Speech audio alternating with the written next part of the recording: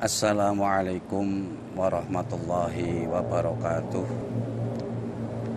Innal hamdalillah nahmaduhu wa nasta'inuhu wa na'udzu billahi min shururi anfusina wa min sayyiati a'malina may yahdihillahu fala mudhillalah wa may yudlilhu fala hadiyalah. Amma ba'd. Sahabat sekalian yang dirahmati oleh Allah, di era digital ini kita sangat mudah untuk mengakses segala informasi, baik informasi tentang politik, budaya, ekonomi, bahkan kita belajar agama pun sudah sangat mudah kita akses di dalam internet. Akan tetapi media sosial atau gadget atau internet itu bagaikan pisau yang bermata dua. Ketika kita bijak di dalam menggunakannya, maka gadget atau internet itu sangat bermanfaat bagi kita. Akan tetapi di sisi lain, gadget juga memberikan madorot yang sangat besar. Banyak dari saudara-saudara kita yang belajar ilmu agama melalui internet, akan tetapi mereka salah di dalam memilih link, akhirnya mereka salah pula di dalam memahami agama, bahkan sampai melakukan tindakan-tindakan yang ekstrim. Yang dulunya ramah menjadi pemarah, yang dulunya merangkul menjadi pemukul. Pernah suatu saat kemarin viral, yaitu video-video segerombolan orang pemuda yang menenteng pedang di pundaknya sambil menggantikan sigot adzan hayya 'alas shalah menjadi hayya 'alal jihad. Kemudian saya punya satu teman yang penasaran dengan hal itu, apakah diperbolehkan menggantikan sigot adzan hayya 'alas shalah menjadi hayya 'alal jihad. Kemudian teman saya mencari di dalam beberapa kitab, mencari referensi di dalam beberapa kitab dan menemukan sebuah hadis yang mana di situ menceritakan bahwasanya Rasulullah Shallallahu Alaihi Wasallam setelah Fathu Makkah kemudian terjadi yang namanya perang Hunain. Dan ketika perjalanan pulang dari perang Hunain tersebut, sudah masuk waktunya sholat. Kemudian Rasulullah Shallallahu Alaihi Wasallam memerintahkan kepada Bilal bin Rabah untuk mengumandangkan adzan. Di sisi lain ada segerombolan orang-orang kafir, pemuda orang kafir yang jumlahnya ada 10 orang. Ketika Bilal bin Rabah mengumandangkan adzan, 10 orang kafir tersebut menirukan adzan dengan nada mengejek. Ketika Bilal bin Rabah mengatakan Allahu Akbar, Allahu Akbar, 10 orang tersebut menirukan adzan Bilal dengan nada mengejek. Allahu Akbar, Allahu Akbar. Kemudian para sahabat semuanya marah mendengar apa yang dilakukan oleh 10 orang tersebut. Semua sahabat marah dan ingin menghajarnya.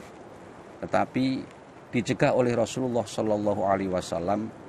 Kemudian 10 orang tersebut dihampiri oleh Rasulullah Shallallahu Alaihi Wasallam. Semuanya lari, kecuali satu orang, yaitu Abu Mangduroh.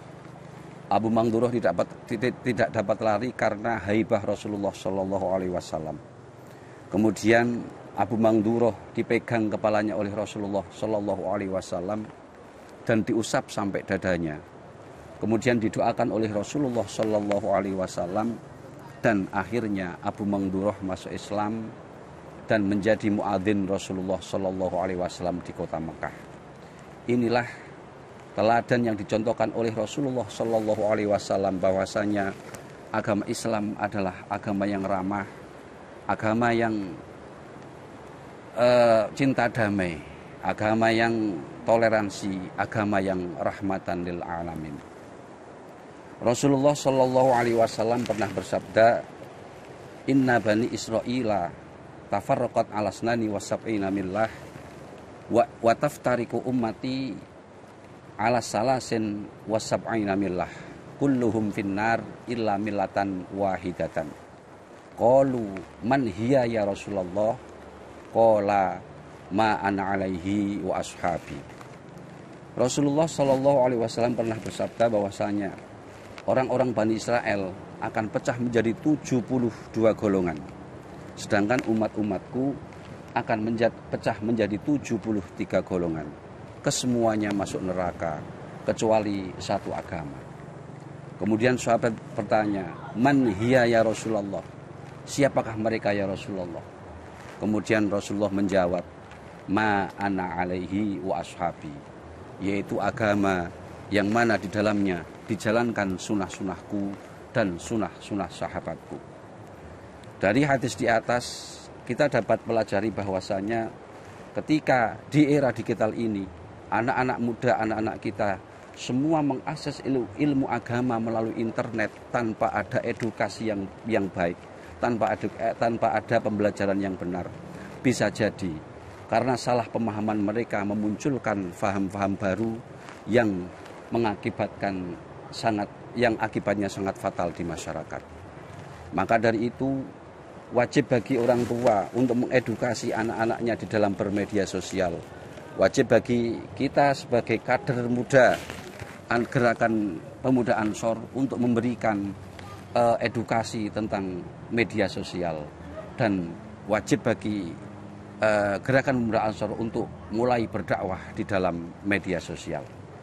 Jika anak-anak muda sudah lebih suka mencari ilmu agama di dalam media sosial daripada bertemu dengan para ustadz, bertemu dengan para kiai, bertemu dengan para ulama, maka akan terjadi apa yang pernah disabdakan oleh Rasulullah Shallallahu Alaihi Wasallam. Rasulullah Shallallahu Alaihi Wasallam pernah bersabda, "Sayati zamanun ala ummati yafiruna anil ulama wal fuqaha, fayabtalihimullahu bisalasi baliyatin." Rasulullah bersabda, akan datang masa di mana umat-umatku akan meninggalkan para ulama, akan meninggalkan para fuqaha. Kemudian Allah akan memberikan 3 ujian bagi umat-umatku yang meninggalkan ulama dan fuqaha. Yang pertama, Rasulullah Shallallahu Alaihi Wasallam bersabda, "Yarfa'ul barokata min kasbihim."